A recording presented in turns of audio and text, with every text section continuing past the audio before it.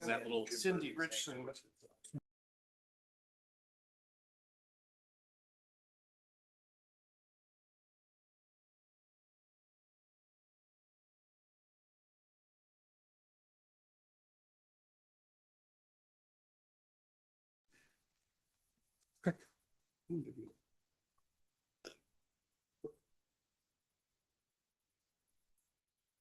Ryan's getting the tech back up. Thumbs up. Okay, we'll resume from our break. Thank you. Everybody ready? And there is a quorum present. Hey, we have a quorum. Thank you, Charles. Have to make sure everybody came back after the break. All right. On to item number 4, update discussion and potential action on ATC transmission pole replacement project. Brian has the details on this. Yeah, so follow up from our last meeting, you'd asked for some more information and plan sets from the consultants working with ATC on this project. So I included in the packet the information I received back, which included a letter of no hazard determination from the FAA and a couple of plan sets showing, what the schematics of poles, if you will, and the map kind of showing location of where they'd be replaced. Do my best to answer questions, but this is the extent of the information I got back from ATC on this. Okay. And the two questions I had just like right out of the box were these poles along the highway. It's not Airport Road, it's Highway 14. Will be slightly higher, and this is probably a Rich question. Looking at the master plan and say the ultimate potential of our master plan, where we could have the longest paved north-south runway possible, which would potentially say have an ILS system. Would this impact that? My guess is that the existing transmission, we're talking about a radio transmission tower, 3.5, 4 miles south of the airport would be the limiting factor. And it would be unlikely that we'd ever be able to get an instrument landing system into a north-south even width. If we went with that scenario where it was considerably further north. We've already had pretty much decided, I think the airport commission made, if not approval, but decided not to object to the, there was, I don't know how many stories tall building that was going to go up near the Pleasant View Golf Course. Yep. And that again would be more limiting than the power lines. So I think the reality of it is. And some of the other newer developments, I think we reviewed in the past 2 years, right, Brian, that were right actually in Greenway. Okay. Honestly, I think if the FAA did come up with a no endangerment finding, they won't, unless we had an active project, they wouldn't consider that aspect of it. So I really don't think that the power lines would be the limiting factor on any of on an approach to a potential north-south runway.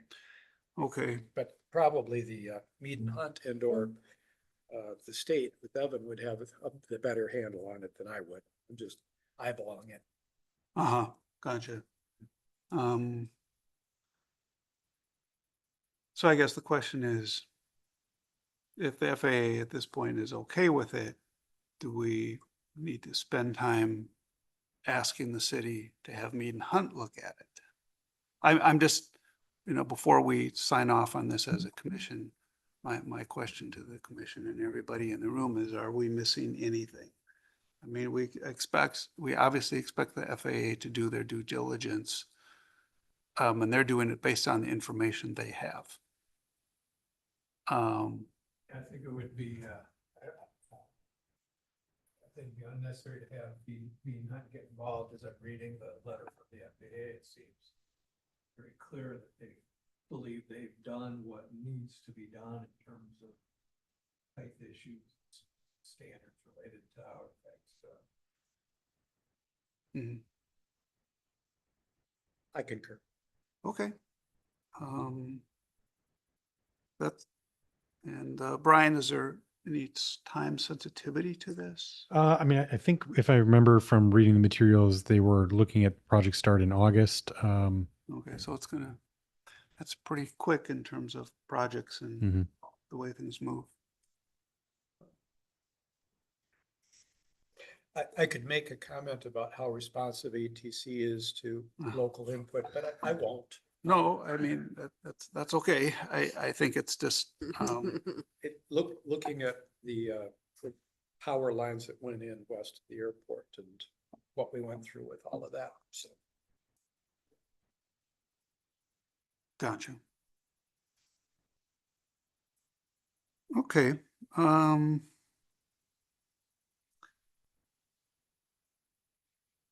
motion wise, Brian, I don't think we need a motion. Nope. Because there's, unless we really would object to it. If, there would not be a motion that's necessary for no action, for lack of a better term. Okay, all right, great. All right, on to our standing agenda item, discussion on unleaded fuel updates. Brian, this has just been a standing item. That is, as you know, keeping up in the aviation community, the management of unleaded fuel. So we're not really making decisions. We're just keeping each other informed and putting information out there. David? Interesting information. As this meeting beginning, I picked up an email Uh-huh. that was my weekly or bi-weekly newsletter from PAA. Oh, And in it, and I can read it, it's very brief. Yes. 3 short paragraphs. On May 30th, the Superior Court of California, County of Alameda, denied a motion by the Center for Environmental Health, CEH, concerning the sale of avgas in the state. The motion would have forced the sale of unleaded aviation fuel while limiting the sale of 100 low lead. In denying the motion, the court affirmed that any transition to a new fuel should address critical safety issues and the importance of stakeholder collaboration while seeking industry consensus. With the filing, CEH was asking the court to enforce and modify a consent judgment the center entered into with 26 fixed-based operators in California in December of 2014. The consent judgment requires the FBOs to sell a fuel that has a lower lead content when it becomes both, quote, approved for aviation use and, end quote, commercially available, end quote. In justifying its denial of CEH's motions, the Superior Court of California found that to date, no fuel meets the parameters under the terms of that agreement. The court also denied CEH's request to modify the consent judgment to reduce the maximum lead level of fuels being sold from 0.56 grams per liter to 0.013 grams per liter, which would have effectively banned the sale of 100 low lead in the state. So it's, frankly, that ruling is very consistent with the position we've taken, which is we will do everything reasonably possible when it becomes available within the aviation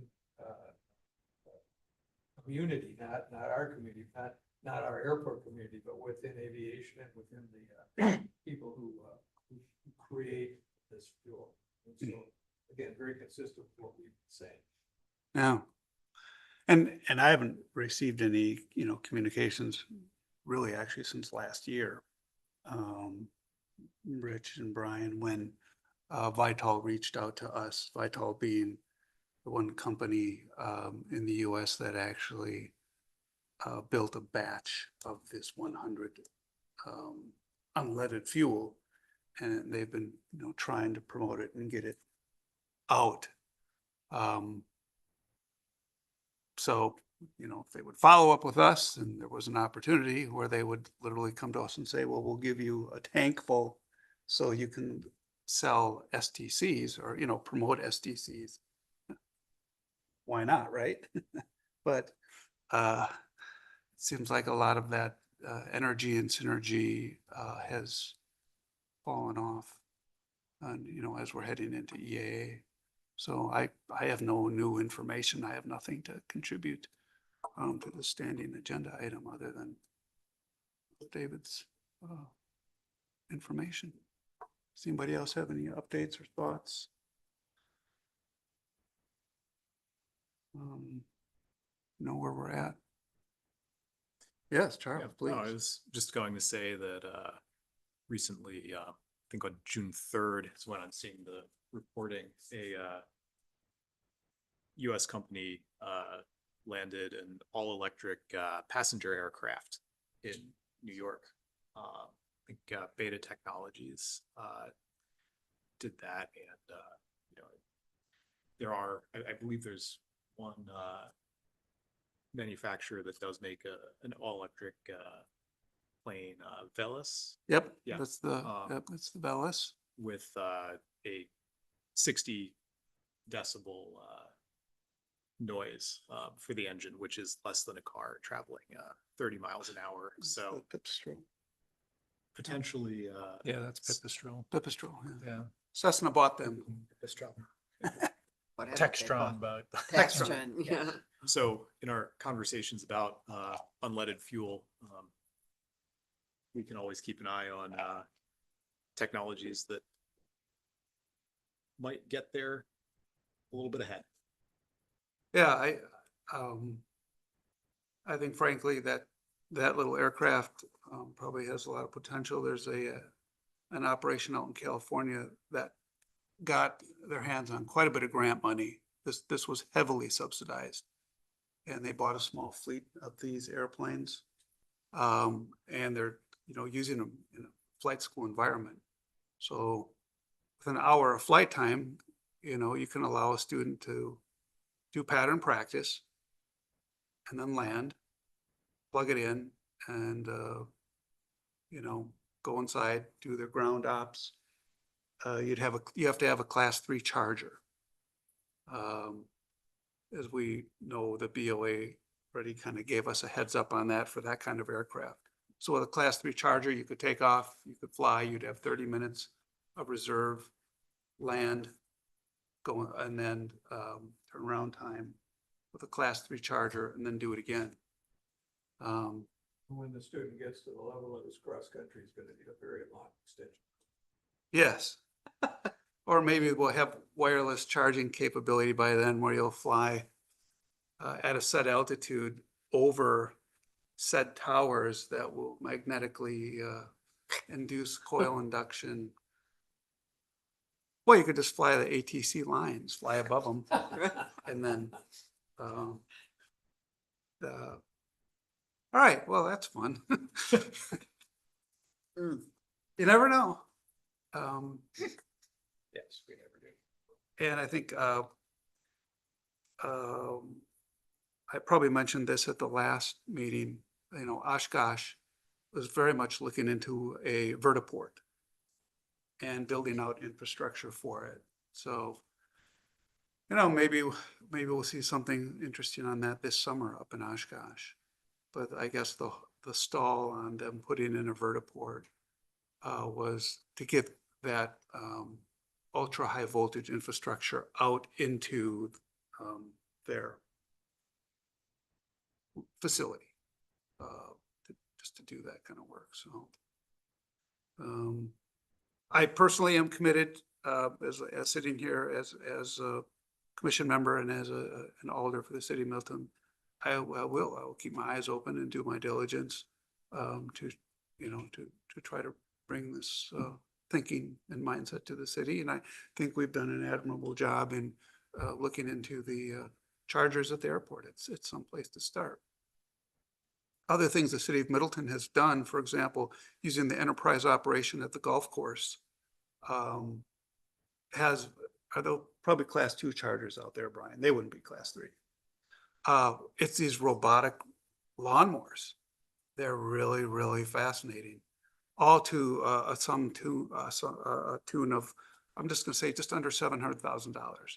But they have robotic lawnmowers and charging system that is now grooming the golf course. Wow.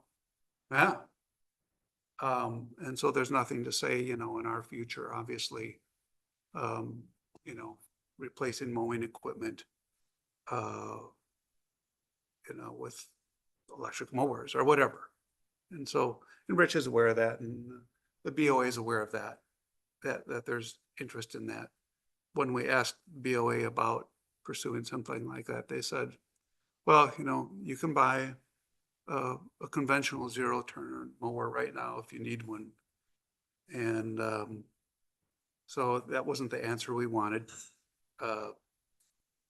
But, you know, things change.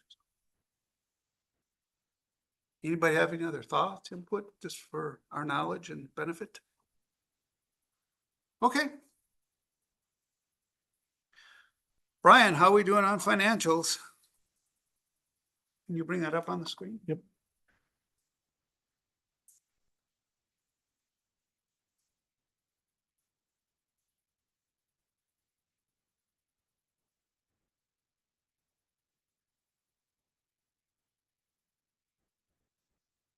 So the financials are up here on the screen, also in your packet. Pretty straightforward for the month of May. Nothing out of line or unusual from the finance department standpoint. And again, we'll continue to provide these monthly updates. And as we, as I mentioned at the last meeting, as we get towards the back end of the summer, beginning of fall, that's when we'll start our process for looking at the 2026 budget and also the 26 through, I think it's 29 capital improvement plan for the airport. So there'll be more discussion on that towards the end of the summer once we've got some more details from the Bureau of Administration and Department of Administration on some of the other kind of more global tax and payments things that impact kind of our budget structure. And then we'll talk more specifically about the Airport Enterprise Fund later this summer. Okay, thanks. You'll do that. No, Bill Burns doesn't need to be. No, I mean, if so, I'll pull him in, but usually that's just me. Okay, great. Bill Burns is our Director of City Finance. So. I have no questions or review for comment on the finances. Anybody have any questions or review? Ryan, our finances are boring, and they should be. So the only motion we would need is just a motion to accept Yeah. the report. So I'd like to make a motion. Do we accept the financial review as presented? Seconded by Randall. All those in favor? Aye. Anybody opposed? Okay. Thank you, everybody. And we've reached the end of our agenda. At this point, I would say any future events, agenda items, you can raise them now. I'll make note for future meetings. If not, something comes to mind, something comes up, email me directly or Brian directly. Just never email the whole commission on anything. But absolutely communicate to me directly. Say, hey, you know, can we discuss this? Send it to me or send it to Brian. Well, we have the July, it's going to be the 13th, the pancake breakfast. I'm not sure about when we might be having, excuse me, there is a June 14th. This is another Willa event at the That's right. airport. And then I just got an email, or excuse me, a notice from on social media. Capital Flight is going to do their car show again in August. Okay. So I'm sure they'll be applying for permits and such along those lines.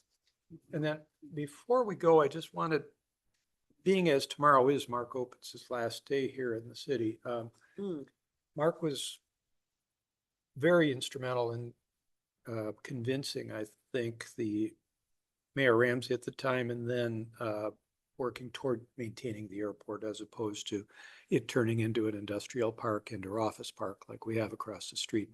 Mark has always been an advocate for the airport, and although Mark and I haven't always seen eye to eye on everything, I have a great deal of respect for the man, and I think we just should note that he, over the years, with bad puns and various other things, is definitely an advocate and a force toward the airport. So recognizing that. And I wish him very well in his retirement. He's earned it. Yeah, I thank you for bringing that up, Rich. We had a common council meeting this week, and a proclamation was read in honor of Mark's service to the city.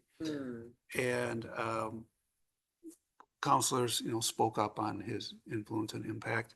And frankly, I've said this before, I'll say it again, I would not be sitting here in this commission or on the common council if it wasn't for the encouragement and support from Rich and from Mark Opitz specifically. So in closing for me, if it hadn't been for the airport continuing, I might be 2 years retired from an airlines by now. So I think I'm thanking Mark for all of that. But no, wouldn't have done it any other way if I could. Yeah, no, I thank you for bringing that up, Rich. I should have said something at the start of the meeting, but yeah, it really is. It shows you impactful how, one person can affect everything that's in our direction. Charles, did you have some? Yeah, I had a future agenda Yes. to suggest. We are recommending an amendment to the comprehensive plan, which does promote the airport more as a community space. We should have a discussion regarding airport policies for use of that space. Sure. And So this would be agenda item policy discussion on use. Discussion and development of, Brian, you got that? Yeah. Yep. Okay.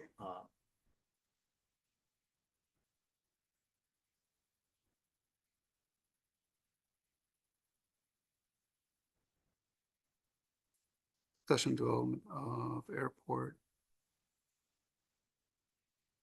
use for public, public, community purposes.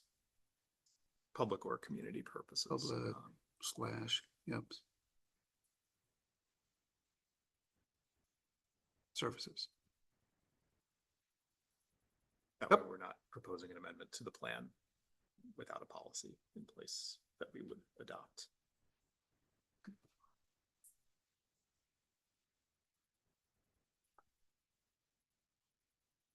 This would be a policy to support the community